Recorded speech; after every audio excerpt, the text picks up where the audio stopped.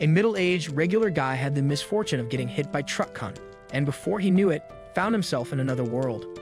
He woke up in a fantasy land under 6 moons, watching a dragon soar across the sky. The sight was wild enough, but then he saw his reflection. He wasn't even human anymore. Panic set in until a booming voice, the divine ruler, assured him he was about to have a fun journey.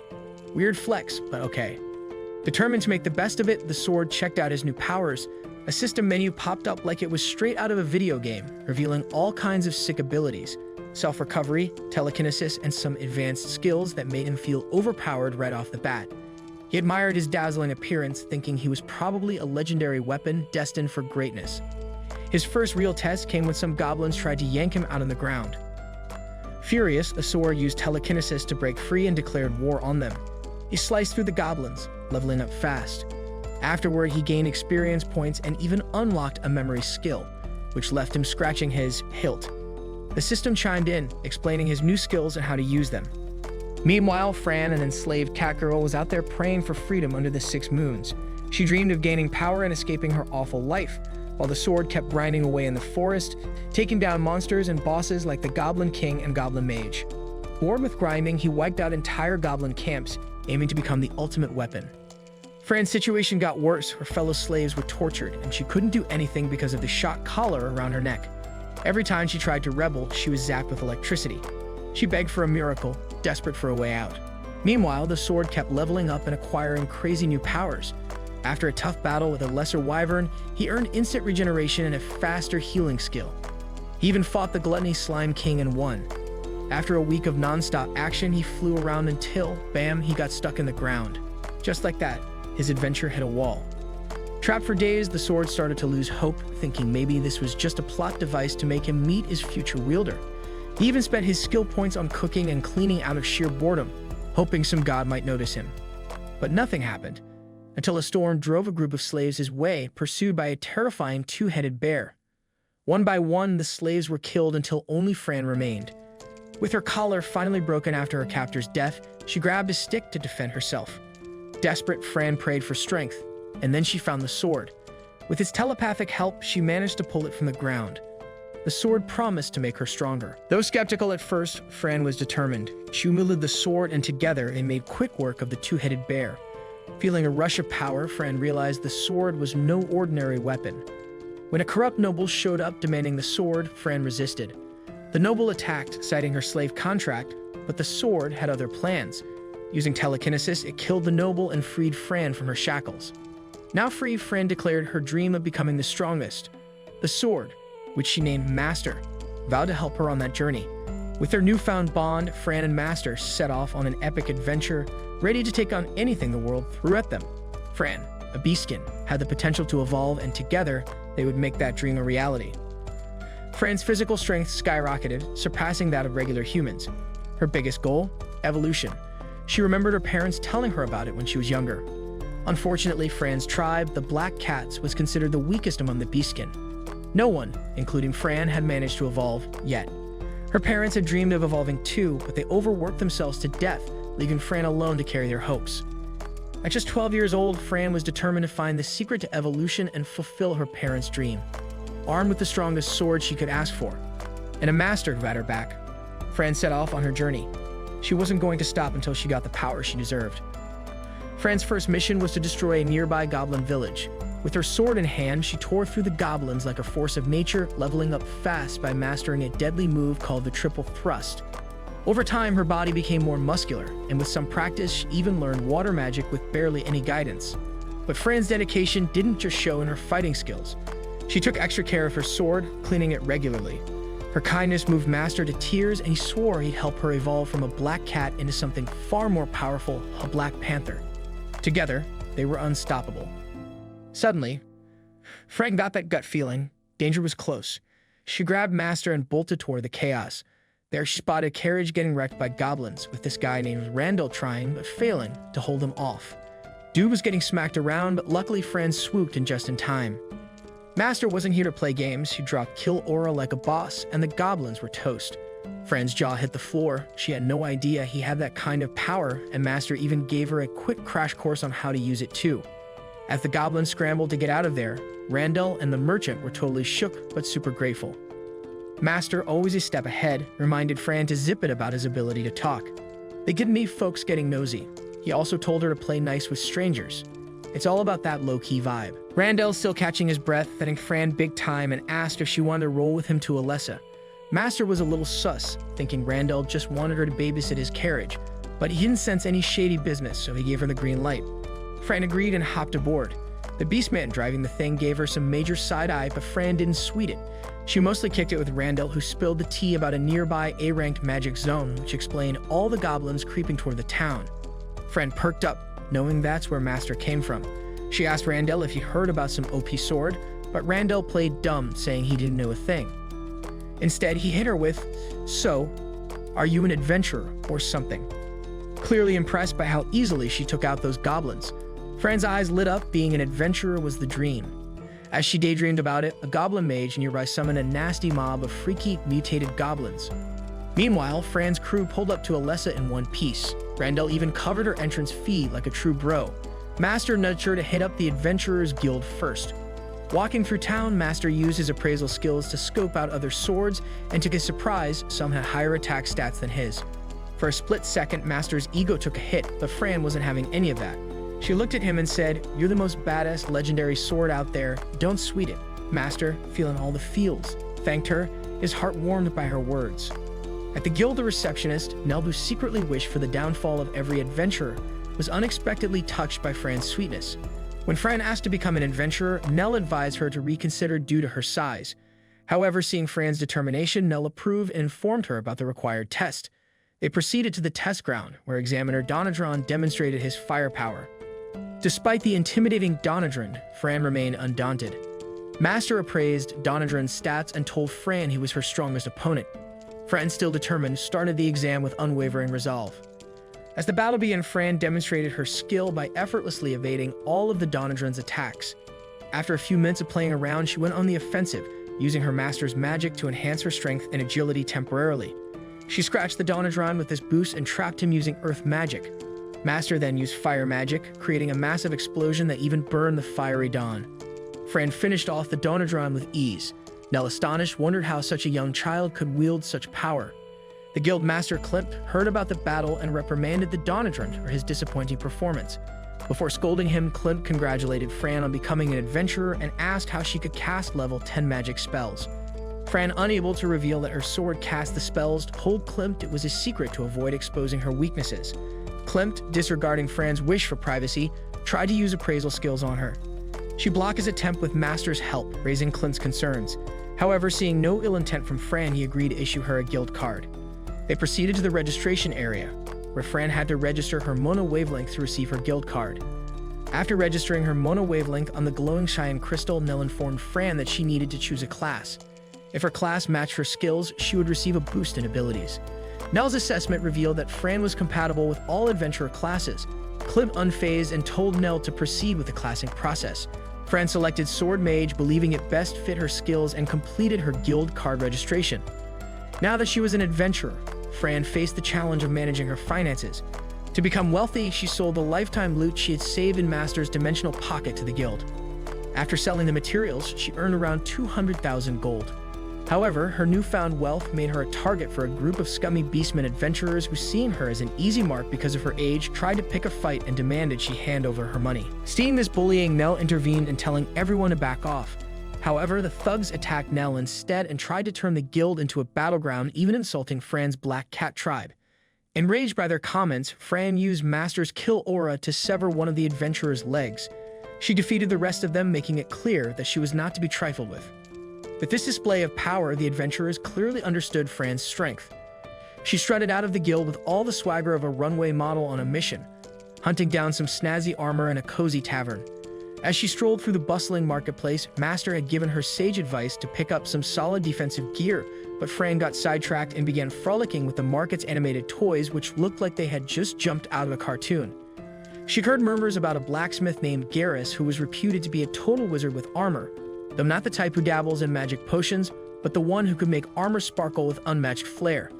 Garrus suddenly materialized behind her like a magician with a dramatic entrance, inviting her to his shop with a flourish. Feeling a bit jittery and curious, Fran asked him what his deal was. Master gave Garrus scrutinizing eye and confirmed that Garrus was a top-notch blacksmith, not just any old forge flogger. Fran then boldly asked Garrus about it, and Garrus, being as slippery as a greased heel, dodged the question and insisted she visit his shop. After receiving Master's approval, Fran followed Garrus through winding streets and alleys. Garrus praised her guild battle, calling it a cinematic spectacle, and said she deserved his best gear. Fran, excited, entered his shop and tried on her first piece of armor. It was a hilariously goofy outfit covering only her chest, cat ears, and legs, almost like an extravagant swimsuit. Despite its odd look, Fran loved it and spent most of her money, declaring it a great bargain. Fran then asked Garrus to show her swords despite already owning a legendary weapon. Garrus was shocked and questioned her motives, revealing he knew Master was an intelligent weapon, like discovering a hamster can do calculus. Fran was confused since Master blocked appraisals like a secretive celebrity. Garrus explained that his special eyes could see Master's divine sparkle, like something from a fairy tale. Master, feeling like a celebrity, contacted Garrus telepathically to understand his unique status. Garrus was amazed that Master could talk and confirmed he was a big deal, like a legendary rock star.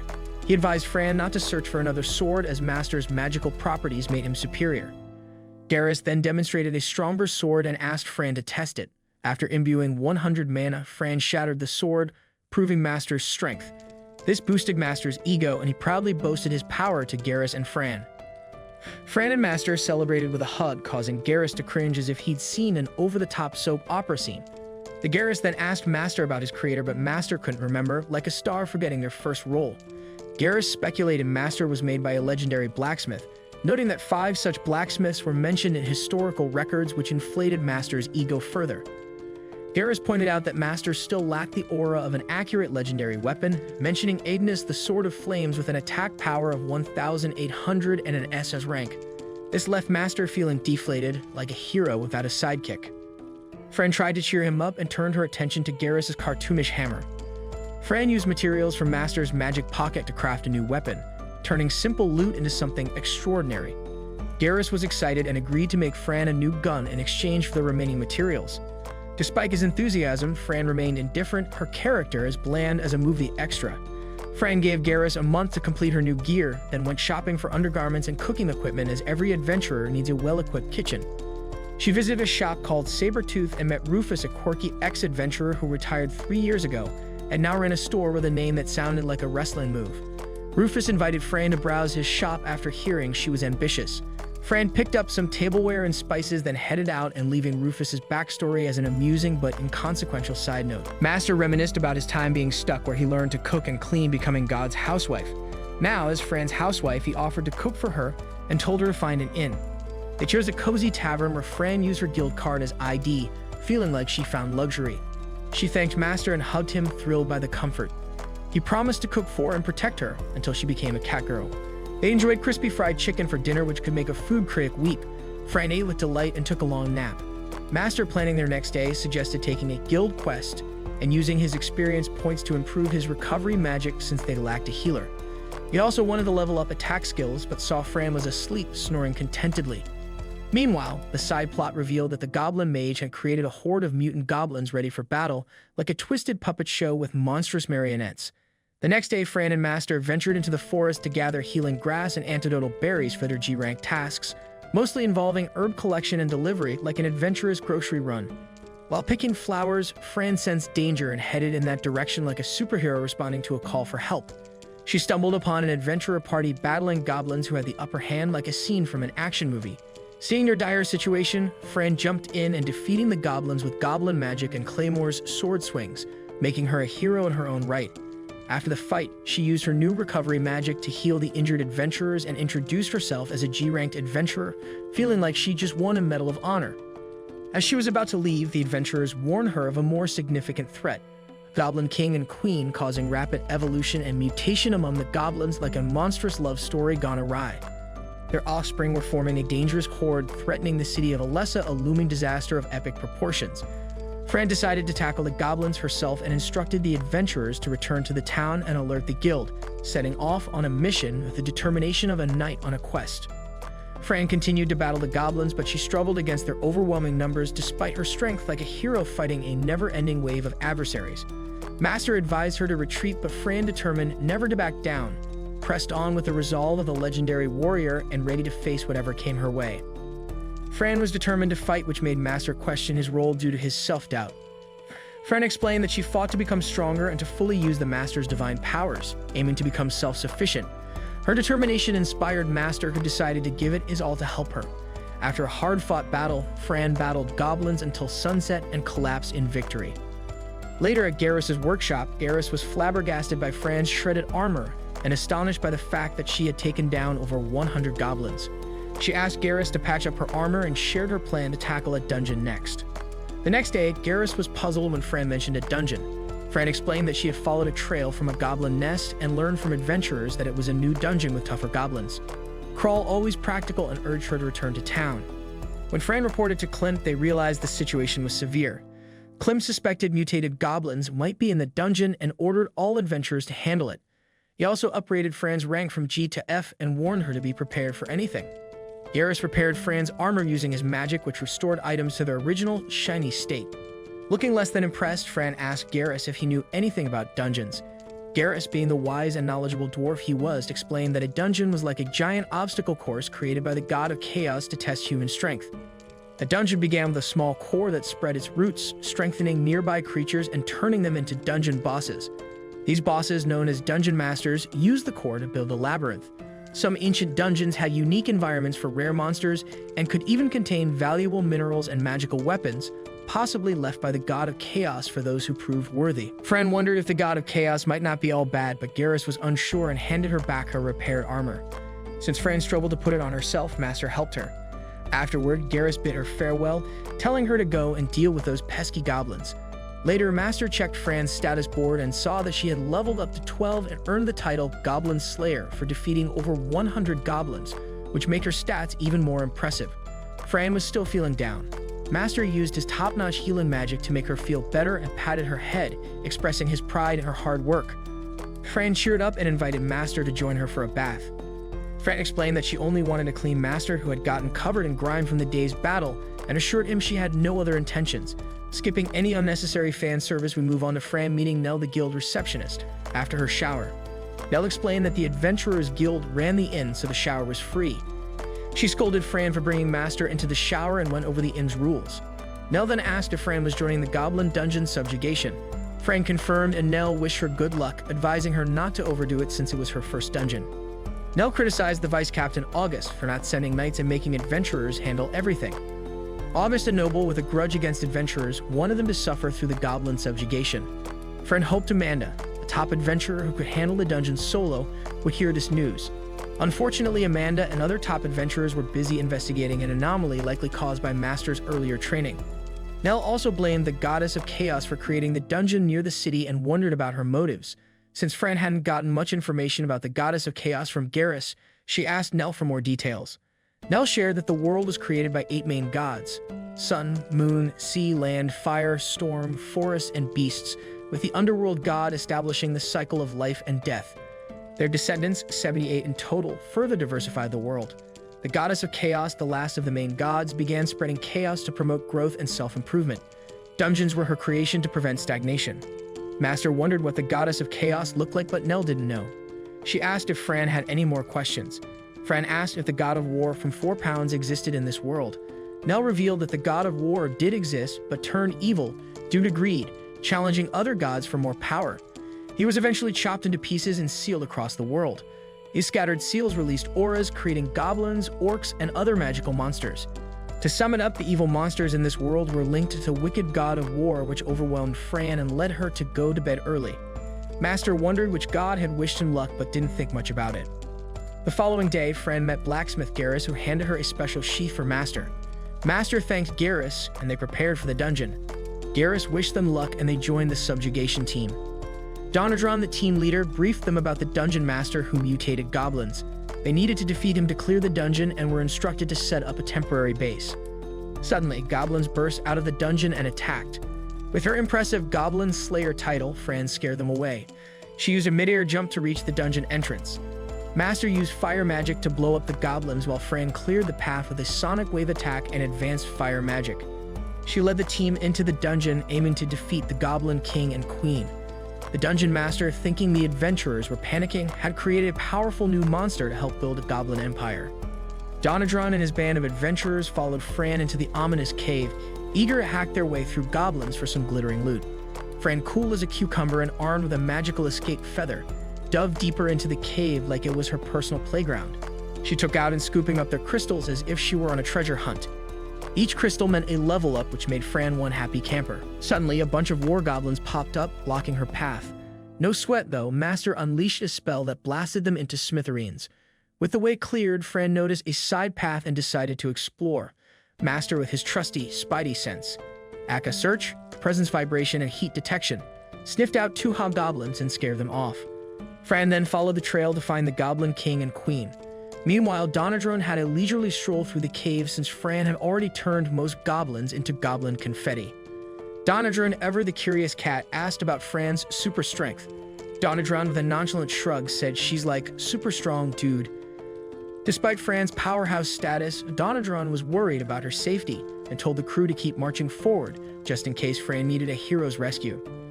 Fran reached the grand lair of the Goblin King and Queen. Master, picking up on their seriously intense auras, saw goblins clustering around the king like an exclusive VIP lounge.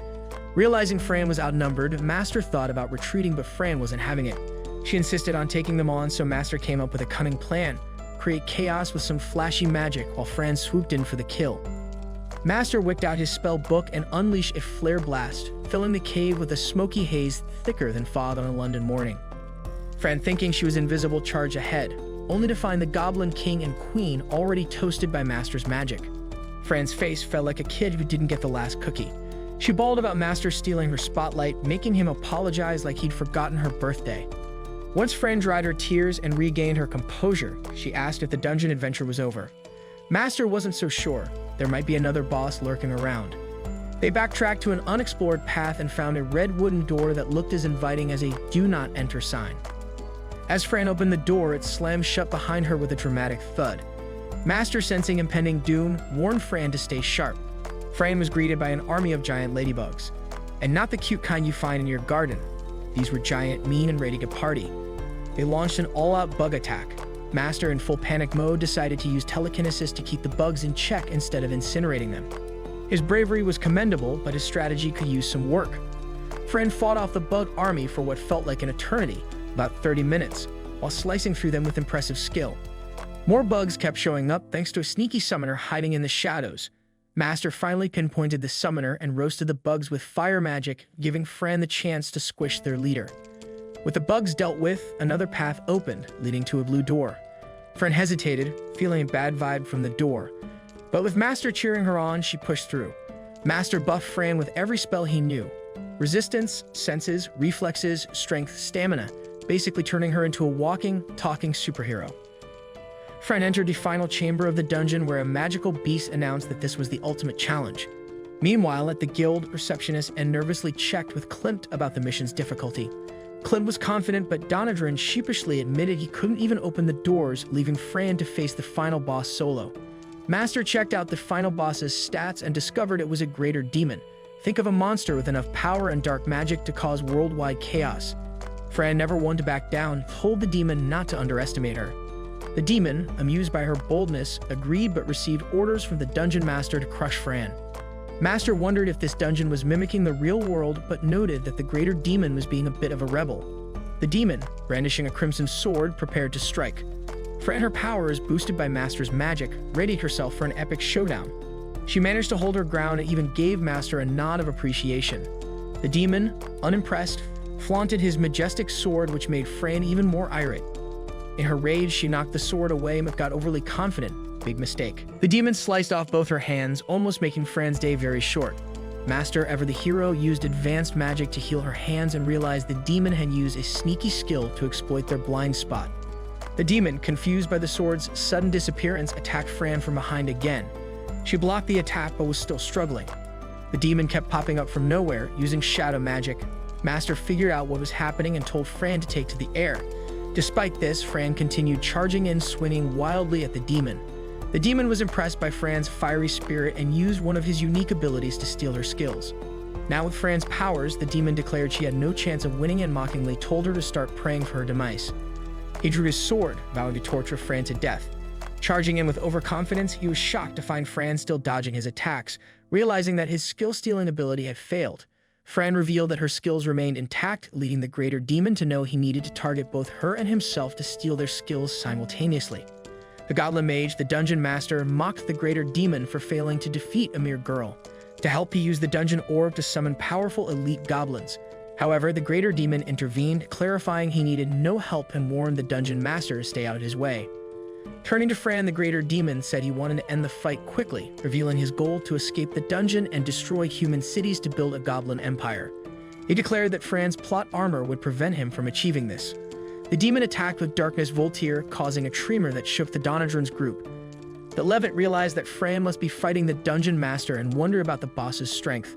Impatient, the Donadron decided to open the red door, prioritizing Fran's rescue forcibly. Fran struggled in battle, prompting Master to use the teleportation feather to escape. However, Fran stopped him, arguing that fleeing would allow the greater demon to escape the dungeon and attack human cities with his goblin army. Attached to Garrus's shop and the Adventurous Guild, Fran insisted on stopping the demon and asked Master for his support. Her desire to protect her newfound community strengthened her resolve to become stronger. Master, proud of her growth, believed she would surpass him in strength and decided to stay and defeat the final boss together. Master's encouragement eased Fran, but the demon continued attacking her with dark magic. Seeing his lack of impact, Master decided to act and realized sword skills alone wouldn't suffice. The greater demon spammed black bomb attacks, overwhelming Fran. Master noticed that the demon avoided injuring the Dungeon Master, revealing a weakness. He instructed Fran to attack the Dungeon Master instead. As Fran tried a long-range attack, the greater demon intercepted to protect him. This revealed that if the Dungeon Master died, the greater demon would likely die too, explaining why the red and blue doors were closed. If the Donadron's party had arrived, the demon would have been outnumbered and unable to protect the Dungeon Master. With this weakness exposed, Fran and Master unleashed divine fire magic on the Dungeon Master. Realizing it was a stalemate, they stopped their attack and Fran threw her sword at the greater demon. The demon, unaware that the sword was self-propelled, was pierced through his crystal core by Master's full throttle, killing him. Master, using all of his mana, began to disintegrate, leading Fran to believe her sword was dying. The greater demon, meanwhile, was reduced to ashes, which satisfied Fran. Fran, crying over Master, believed he was dead, but Master, the main character, revealed he was alive. He absorbed nearby crystals to recover, shocking Fran. She was annoyed at being scared for no reason, giving Master a death stare. Master explained he could regenerate by absorbing crystals from dead monsters. Feeling deceived but impressed, Fran warned him not to scare her again. She celebrated her victory but forgot that the dungeon's boss was still a threat. The Dungeon Master, still scheming, tried to summon more greater demons using the dungeon core. Fran, noticing the core light up, interrupted him. With the main boss defeated, the dungeon transformed into a shiny room and the dungeon cores disappeared. Fran celebrated her first dungeon clearance with Master and reunited with Oni's team, who arrived now that the work was done. They learned of Fran's achievements, including her defeat of the Dungeon Master and the greater demon, but were skeptical of her claims. Onion trusted her, having experienced her strength firsthand and feeling relieved she was safe. Despite clearing the dungeon, Fran was punished by Donadron for not following the subjugation party leader's commands. After a lengthy scolding that left Fran unconscious, Donadron and the team headed back to the city. Master reviewed their stats, but his focus on YouTube statistics was overheard by Fran, who was annoyed he wasn't paying attention during her reprimand. Master, realizing his telepathy mode was on, tried to cover up his mistake by claiming Fran must have misheard. He then promised to cook her delicious curry to make amends. Fran, who didn't know what curry was but was excited by the promise, eagerly asked Master to explain it. Master explained that curry was a stew made with vegetables and spices, served over freshly steamed rice, which enhanced its flavor. He added that curry could be enjoyed with meat, making Fran crave it intensely. She wondered if she'd gone a bit mad from fighting the B-grade monster, but focused on what she would do after eating curry. She decided to improve her sword skills, believing they were more reliable than magic against strong enemies. Master agreed and maxed out their skills, unlocking Master Sword Arts and Elemental Swords. The Elemental Sword allowed Fran to control the 4 elements and imbue them into the sword, letting her shroud her sword in flames, reminiscent of a C6 Bennett. Master also maxed out the Greater Demon's skill-stealing ability to level 10, thinking it would benefit Fran. Though Fran considered using it against Donadron for revenge, Master advised keeping it for more serious threats. Later, Fran reported to the guild Master Klimt. He thanked her, noting that the subjugation party would have suffered severe losses without her. Clint asked about the B-grade monster's core crystal, explaining its value and the danger Fran could face as a young possessor. Fran, unable to say her master absorbed the crystal, claimed it had vanished with the demon. Clint suspected a lie but chose to trust her. A knight confronted Fran about the lie. Fran responded by asking him for his identity. He strutted in like the most flamboyant peacock ever, able to annoy even the most patient souls with his over-the-top showness. He was none other than Vice Captain August, the one whom Nell, the receptionist, had spoken of and had a heap of problems with the Adventurers Guild. August, the vice captain of the Alessa Knights, was known for being the laziest man around, and now he was there to stir up even more trouble. Even though people didn't technically cringe in this world, Fran still found herself cringing and tried to avoid August as much as possible. August began blabbing about why he thought Fran was lying. He bragged about his extraordinary power, the essence of falsehood, which supposedly allowed him to see through all lies like a human lie detector. This meant no one could fib around him, but Master knew Fran wasn't lying because the crystal had vanished after they had defeated the B-grade demon. He asked Fran to say again that she hadn't lied, and she did, but August accused her of lying once more. Master thought it strange since he hadn't seen August use his so-called special skills. Using his magical appraisal skill, Master discovered that August was a low-ranked knight with stats that could only be described as meh and a sword skill level of 1, despite his tall tales about being both a knight and vice captain. August wore a ring that made him as sneaky as a ninja, which is why Master hadn't noticed him approaching. Although August wasn't lying about his skill, essence of falsehood, it did make him a human lie detector. Instead, his skill made his lies sound like the gospel truth. This allowed him to accuse others of lying, even if they weren't, and people believed him because of his high reputation. August delighted in using this trickery to accuse and condemn others for his twisted amusement falsely. But the Guildmaster wasn't buying any of it. He threw his support behind Fran and declared that neither he nor the knights could punish her. With a skeptical eyebrow raised, Klimt believed Fran's story and figured that if they tried to punish her, she might become their worst nightmare. He pointed out that Fran had taken down B-grade demon alone, so there was no way she'd be caught for a little white lie. Even though August lost this little showdown, he demanded that the loot and the demon's crystal be handed over to the knights as compensation for Fran's supposed fibs. Klimt wasn't having any of it and said the items had been officially given to the guild. Fran, who had done all the heavy lifting when the knights wouldn't budge, deserved every bit of the reward. Klimt saw no reason for August to claim any of it. August tried to devise excuses for not sending knights for the job, but Klimt wasn't impressed and told him to take his complaints to Captain if he had any more issues. August insisted he had no problems, but Klimt decided to chat with Captain anyway, which led to a big argument between them. Fran stepped in and offered goblin horns to settle the dispute, but August, taking offense like a drama queen, tossed the horns away, leaving Fran looking like a kicked puppy. Feeling completely insulted, Fran asked Master if she could get rid of August in a dramatic fashion, but Master said no, warning that it would land her in jail. Instead, Fran used her nifty skill-taking ability to snatch August's essence of falsehood and court etiquette skills. She was thrilled to acquire these new skills. To tease August, Fran lied and said she was over 100 years old, asking him if she was lying. Without his particular skill to sniff out lies, August couldn't answer and became flustered. He quickly left to figure out what was going on. Once August was gone, Klimt apologized to Fran for the trouble and explained that August had only gotten his fancy position thanks to his noble family. Klimt also revealed that Fran's heroic deeds had been noticed and that thanks to defeating the B-rank demon, and she had leveled up from rank F to rank D, Fran was delighted and thanked Klimt using the court etiquette she had stolen from August. On her way back, Master advised Fran not to overuse stolen skills which might make people suspicious. Fran, unconcerned, headed to the guild hall to claim her reward as the MVP of the goblin subjugation. He had been a bit wary of Fran, congratulated her, and offered to join her adventurer party if needed. Other adventurers came up to Fran, recognizing her impressive strength, but Fran, in a good mood, shared her rewards with them, appreciating their support. Later, as Fran was sleeping, Master remembered his promise and planned to fulfill it the next day. He was in a bizarre dream with divine beings giving him strange instructions. When he woke up, he was surprised to find himself clinging to Fran's back as she searched for a campsite in the forest. They found a river, set up camp, and started cooking curry. Master spent a fortune on ingredients and used his cooking skills to make delicious hamburger patties and curry. Fran enjoyed the meal so much that she felt curry was made just for her. After their meal, Fran and Master spent a week tackling side quests for the guild, growing stronger with each challenge. They experimented with different curry recipes and thoroughly enjoyed their gourmet adventure. When they returned to the city, Fran learned that Vice Captain August had been on a wild goose chase looking for her after making a fool of himself in front of royalty. Master noticed someone tailing them and told Fran not to look back. He led her to a quiet part of town and revealed that two people were following her, one of whom was August. August, looking very pitiful, blamed Fran for his misfortune. Fran denied ever meeting him and making August question his memory. However, when August saw the long claymore sword on Fran's back, he recognized her and realized she was the source of his problems. He then called Jurin, the other person following Fran, and instructed him to deal with her. Jurin revealed himself as a beastman cat. When Fran saw his blue cat face, she became angry and told Master that the blue cat tribe was a sworn enemy of her black cat tribe. Jurin mocked her, pointing out the long history of animosity between their tribes. Fran, ready to fight, drew her sword. Master was confused and asked what was happening.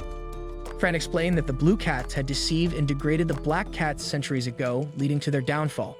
She added that the blue cats also sold black cats into slavery, which explained her past. Master decided to support Fran, but doubted they could defeat Jurin alone. Meanwhile, Jurin assessed Fran and smirked, seeing she was only level 25, unaware that hidden stats might change the outcome. August, confident in Jurin's prowess as the hero of the West, predicted an easy victory. Fran trembled at the thought of her tribe's enemy, and Jurin used this fear to taunt her. Jurin approached Fran and taunting her about her fear and her supposed fate of being hunted and killed by the blue cats. He attacked, but his strike failed to harm her. Master, examining Jurin's purple magic sword, noted that it was more potent than those wielded by greater demons, suggesting Jurin might be stronger than a B-grade monster. Fran recalled a traumatic memory. Her parents were attacked by blue cats, and she barely survived. This past fear weakened her resolve, leading to her being overpowered by Jurin.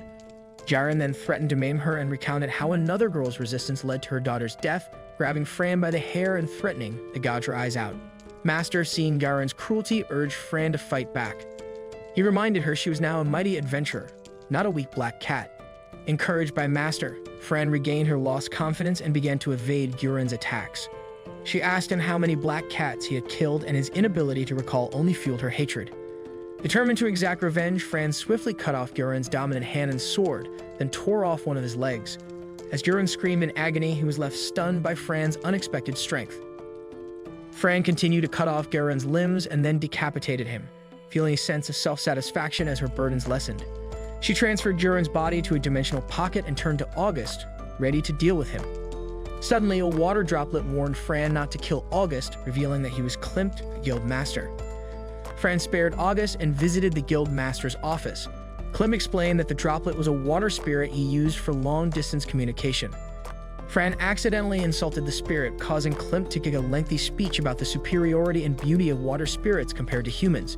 Realizing Klimt was a spirit magician, Fran decided to let it go and focus on August. Klimt informed Fran that August would be locked away for life in a dungeon due to his chaos and offenses against royalty. He thanked Fran for helping with August and offered her a reward. As Fran was about to leave, a goddess named Amanda appeared, claiming to be Fran's mother. Fran was confused as her mother had passed away and wasn't an elf. Amanda insisted on being called Asen and tried to kiss Fran. Fran felt uncomfortable and tried to break free. Amanda agreed to stop if Fran let her kiss her, but Fran resisted, struggling to escape. Master realized Amanda was even more potent than Fran. Klimt intervened, explaining Amanda's fondness for children and introducing her as an A-rank adventurer and the ace of his guild. Despite Master's disbelief, he decided to check Amanda's stats. Master discovered that Amanda was powerful and quite elderly, which surprised him given her youthful appearance. Amanda explained that she knew about Fran because she was the talk of the town. She added that she was there to give Klimt a confidential report and told Fran to leave. While gathering herbs in the forest the next day, Fran ran into Amanda again. Amanda claimed she was picking herbs for no particular reason. Fran ignored her and went to the library, where she asked the librarian about nearby dungeons. After getting the location, Fran planned to head there but was interrupted by Amanda again. Fran escaped to the marketplace, bought cotton candy, and discovered Amanda owned the shop. She returned to the library where Amanda appeared again, leading Fran to realize Amanda was intentionally following her. After several similar encounters, Fran sought advice from Nell, who suggested Amanda was simply interested in her and a bit eccentric. Nell assured Fran that Amanda was a good person who ran an orphanage for less fortunate children. Despite this, Fran remained annoyed by Amanda's constant presence. Amanda teleported before Fran and insisted she call her mother. Klimt then called Fran to his office, showing her a bag of crystals he had collected during his adventuring days.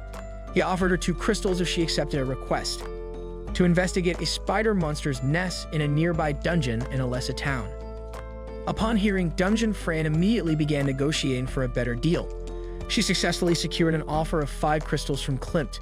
Master was impressed by her bargaining skills, but wondered why Klimt wanted Fran for this task.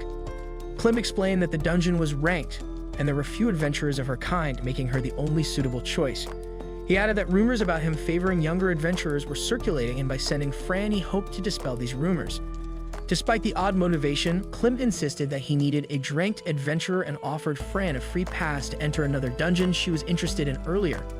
Fran accepted the deal, but as they finalized it, Amanda barged in, insisting on joining the adventure. She noticed that most of the dungeon party members were male and used this to argue for gender equality, forcing Klimt to allow her participation. Later, at Fran's inn, she enjoyed freshly made curry rice from Master and inquired about the spider's nest. Master learned that the dungeon had already been cleared and Klimt only needed Fran to gather some materials, implying there wouldn't be strong monsters like B-rank demons. Fran remained hopeful, excited about the free pass to explore another dungeon. Klimt also provided D and C-rank crystals for the mission. Master, eager to repay Klimt and motivated by the food, accepted the mission wholeheartedly. After absorbing the crystals, Master ranked up, gaining new water magic skills and a summoning spell. He decided to continue their training to master these new abilities together. After a grueling training session, Fran sauntered to the dungeon camp where she encountered Amanda, who immediately started treating her like a pesky little sibling. While Amanda was friendly, the others shot Fran glances of pure disdain. The dungeon party's head, Cruz, took center stage and wrangled everyone's attention. He declared that the spider's nest investigation would serve as a promotion shindig for E-rank parties. Cruz proudly introduced himself as a level 33 duelist and the C-rank leader of the Azure Guardians. His entourage included Rig, a spell-slinging mage, and Izel, a burly tank. Vaster was taken with Cruz, dreaming of snagging his contact number someday, but he returned to reality to focus on the briefing. Cruz then motioned for another sub-party to step into the limelight. Krad, a level 20 warrior, strutted in with his D-rank cronies Victor, Bart, and Genel, making no secret of his distaste for Fran. Another sub-party, Forest Eyes, was led by Furion, a level 27 alchemist who presented his elf teammates, though their names were deemed as irrelevant as yesterday's news. Amanda decided to introduce herself, leaving everyone wondering why an A-ranked adventurer was participating in a D-rank quest. Fran, dubbed the Black Cutie Cat, chimed in, introducing herself as a D-ranked adventurer with an insatiable love for curry, solidifying her identity. Krad, ever the troublemaker, leaped at the chance to accuse Fran of leveraging her youthful charm to win the guild master's favor, insinuating that she had climbed the ranks thanks to some fancy nepotism. Krad was itching for a fight with Fran. Amanda intervened, forcing him to apologize, though Krad still clung to the notion that Fran had used some shady connections to advance. Fran dismissed this, emphasizing that her mother was deceased, thus reinforcing her stance. To clear up Amanda's presence, Cruz explained she was merely a spectator and wouldn't meddle in the adventurer's tasks. If she did, the quest would wrap up faster than a speeding ticket, making it pointless. Cruz then elaborated on their mission: investigate the spider's nest and collect the precious crystals generated by the dungeon's core. Cruz warned the team to eliminate any monsters they crossed paths with, but cautioned against wiping them all out, as that would shut down the dungeon and halt crystal production. Krad, with his trademark arrogance, dismissed the warning, claiming he might accidentally exterminate every F-ranked monster. Cruz reiterated the need to adhere to the rules and detailed the dungeon's 6 floors, which, despite being previously cleared, would still pose a formidable challenge. The team set off for the spider's nest, traversing a forest and a river that looked like it had been rendered by a blindfolded artist, which we'll skip to save our eyes. Krad attempted a sneaky ambush on Fran, but was quickly put in his place by Amanda. After Krad's embarrassing flop, the group reached the dungeon's perimeter and set up camp for the night. While keeping watch by the campfire, Fran was interrupted by Krad, who questioned her ability to handle guard duty solo. Fran reiterated that she had not used any connections to rise in rank, though she did have help from Mr. Cheat Code, a detail everyone conveniently ignored. Krad, being his usual obstinate self, tried to provoke Fran again. Krad demanded Fran prove her worth as a D-ranked warrior, but Master advised her not to engage in an unnecessary squabble. Fran ignored him, until Krad took a jab at her sword, prompting her to accept the challenge. As they prepared for a practice duel, Krad's teammates egged him to put Fran in her place. Krad unleashed his roar skill, boosting his stats, but Fran remained cool as a cucumber, casting 2 elements simultaneously to flaunt her prowess. She then effortlessly parried Krad's attacks and dodged with grace, disarmed him and knocked him out cold, proving her rank. His teammates dragged him back to camp, and Amanda, thoroughly entertained and showed interest in sparring with Fran. Fran agreed to a sparring match, but on the condition that if she won, Amanda would cease her relentless teasing. Although Amanda initially hesitated, confident in her A-rank prowess, she ultimately agreed. Amanda tacked on her condition. If she won, Fran would have to start calling her Mama. Fran, possibly biting off more than she could chew, accepted the challenge with Amanda's skill, seeming unbeatable. Before the fight began, Fran told Master not to lend her any assistance, wanting a fair contest and braced herself to face her soon-to-be Mama. Amanda wielded a magic whip, a quirky weapon that perfectly matched her eccentric personality, though she assured Fran there was nothing peculiar about it. She launched a swift attack, landing a grazing blow on Fran's face. Fran went on the defensive, struggling to close the gap as Amanda manipulated the whip telepathically, attacking from all angles like a serpent with a vendetta. Fran was overwhelmed, wishing she had requested Master's help, and decided to use wind magic to boost her speed. After several failed attempts, she managed to slice through Amanda's attacks and unleash a blazing flame blast, Master's signature move. The explosion momentarily knocked Fran out, but Amanda emerged unscathed, revealing she had been shielded by a magical barrier triggered in moments of peril. Amanda praised Fran's strength, and even Crad begrudgingly acknowledged her power. Using recovery magic, Amanda healed Fran, while Crad realized that both Fran and Amanda were far more formidable than he had initially thought, recognizing his error in underestimating Fran. Fran awoke to find herself resting on Amanda's lap. She apologized for the commotion but was told to relax, as Amanda understood Fran was still mentally drained despite being healed. Fran accepted some pampering, admitted Amanda was an exceptional fighter, and acknowledged she now had to call Amanda Mama. Struggling with the term, Fran's attachment to her mother was palpable, and Amanda respected this, comforting her with a hug and reassuring her that she could depend on her. The next morning, Fran apologized to Cruz for the previous day's fiasco. He took it in stride, thanking her for motivating the entire team. Cruz revealed that the whole team, himself included, had been inspired by Fran's talk with Amanda, and proudly showed off his many battle scars from the challenge. He admitted that Fran was stronger than him, having lasted longer in the duel. The investigation of the Spider's Nest dungeon began shortly after that, with the team heading to the gates and plunging together. A new villain appeared, clutching a red vial he planned to use against the heroes. The dungeon team scattered like confetti while he cooked up his evil scheme. Cruz sent one team to clear the path and Crad's team to hunt for monsters. The elves were assigned to find spider monsters to locate the boss's lair. Fury and their leader reassured his squad despite their fear of spiders. Amanda and Fran ventured deeper into the dungeon. Amanda reminisced about her rookie days as an adventurer, noting this dungeon's popularity. Many people had met their end here, leaving behind orphans, which led Amanda to start an orphanage. Fran asked if Amanda had made much money from her strength. Crad then sensed monsters approaching from the northwest. Cruz warned of an ambush, and the team soon saw that the monsters were trap spiders, a specialty of the dungeon.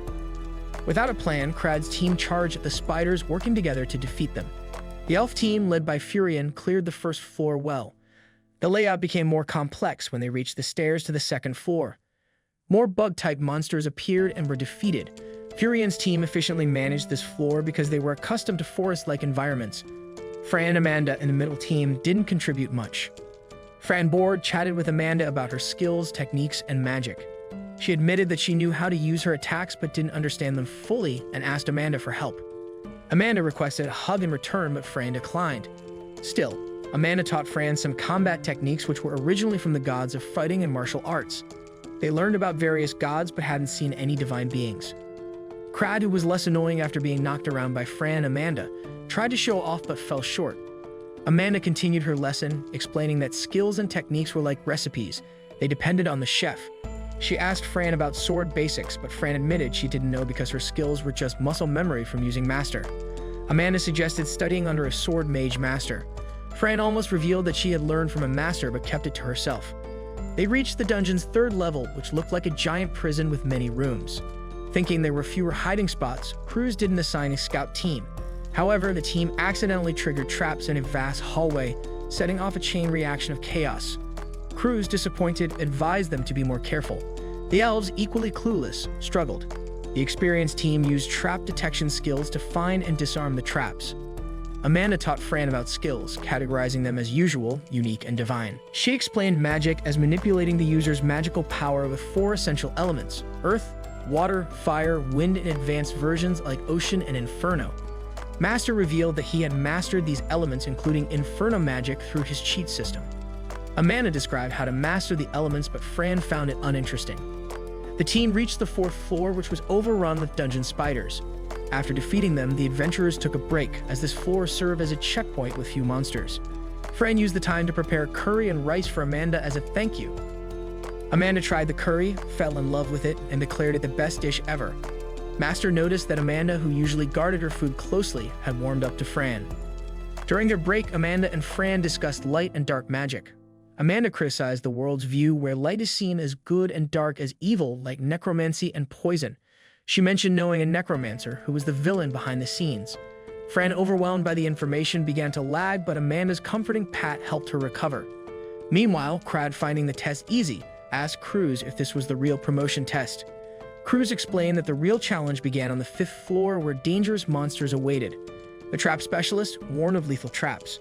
Fran realized she needed to strengthen her skills, and inspired by Pikachu, asked Master to teach her thunder magic. Master, who couldn't use thunder magic, unlocked it for Fran using his evolution points. He warned her about its power, but she tried it anyway.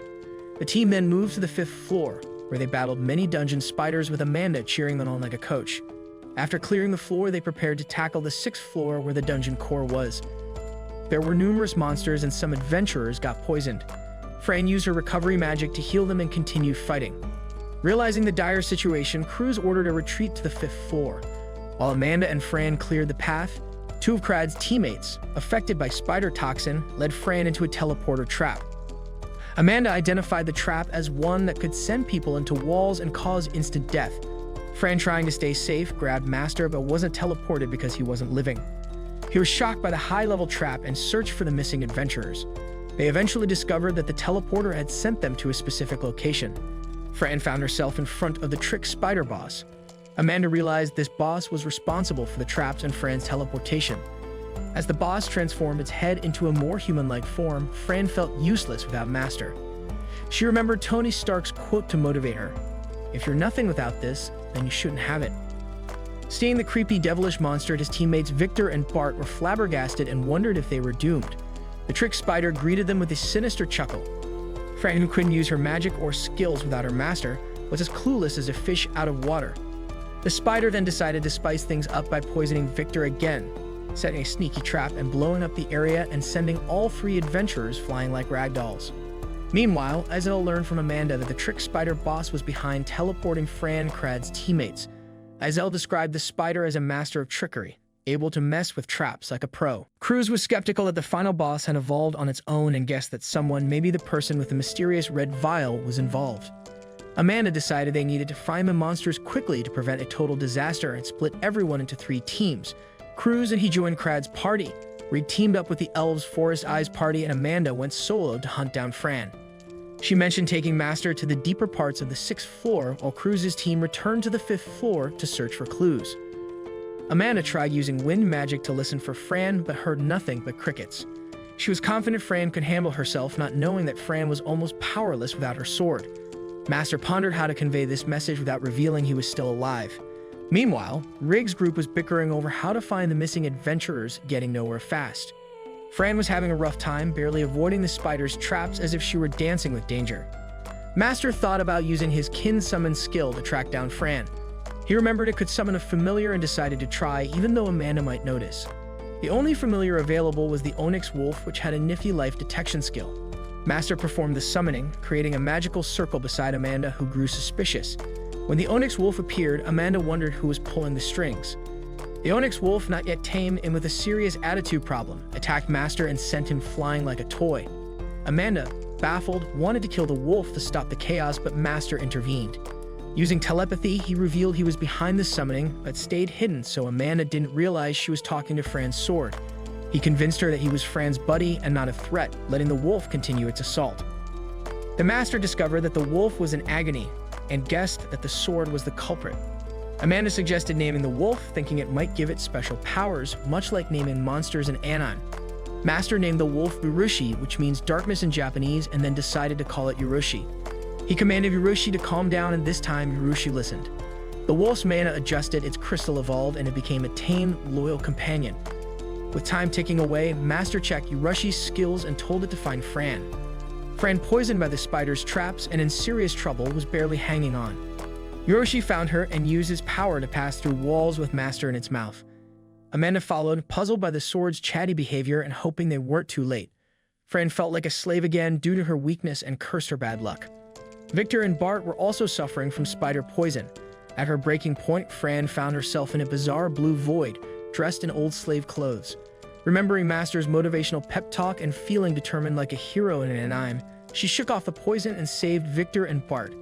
She fought the spiders with sheer willpower, but her desperate headbutts didn't trigger any secret power, and she realized she didn't need to be so reckless. Meanwhile, Master Hiroshi and Amanda were navigating a maze of traps. Amanda identified the traps, and Hiroshi used dark magic to dodge them. They hit a dead end, making Amanda question Hiroshi's reliability. Master advised her to trust Hiroshi and find another way. Amanda used wind magic to smash through a wall, revealing a secret spider-covered path. Due to Fran's wild antics, they needed to wade through the webs to reach the trick spider, who was getting more irate by the minute. Fran tried to keep the trick spider distracted and protect Victor and Bart, but eventually collapsed from exhaustion.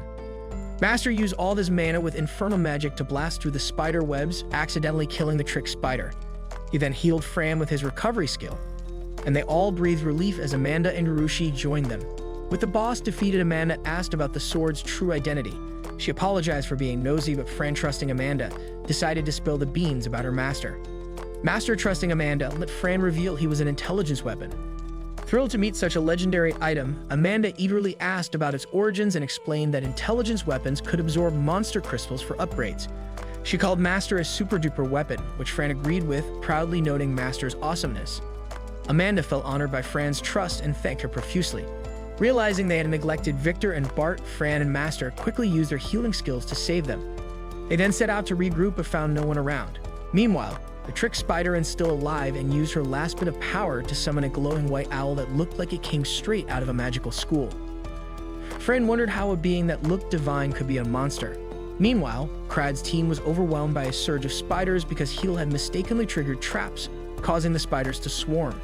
Cruz told Heel to stop daydreaming and focus on killing spiders instead. They worked together, but the number of spiders kept increasing, making it harder for them to survive. Genel and the elf party were poisoned and trapped in webs. Some lost hope, while others prayed for help. Fran and Amanda were occupied with a regular owl and couldn't assist immediately. Cruz took charge, using a powerful attack that made the ground crumble, but it also sent a giant boulder rolling toward them like a boulder in a game of dodgeball. Fran and Amanda arrived just in time to break the boulder into pieces and save everyone. They regrouped but forgot about the elves, so Hiroshi stepped up to rescue the Forest Eyes party. Once everyone was freed, Fran used her magic to fry the spiders while Amanda created a windstorm to spread the flames. This boosted the group's morale and they continued their adventure with renewed energy. The owl, which turned out to be a guardian spirit named Tarua, was sent by Furion, who complained to Furion about Fran calling him a monster. Furion knew Fran didn't mean to be rude and asked Tarua to forgive her. Meanwhile, the trickster spider reappeared and Fran was ready for revenge. The trickster spider was hiding in a web ball, playing a game of hide and seek. Furion asked Tarua to help and motivate the team, which he did by confusing the spiders and healing the adventurers. Cruz's team requested Fran to go after the trickster spider. Fran burned the spider webs and attacked while riding a Hiroshi like a pro.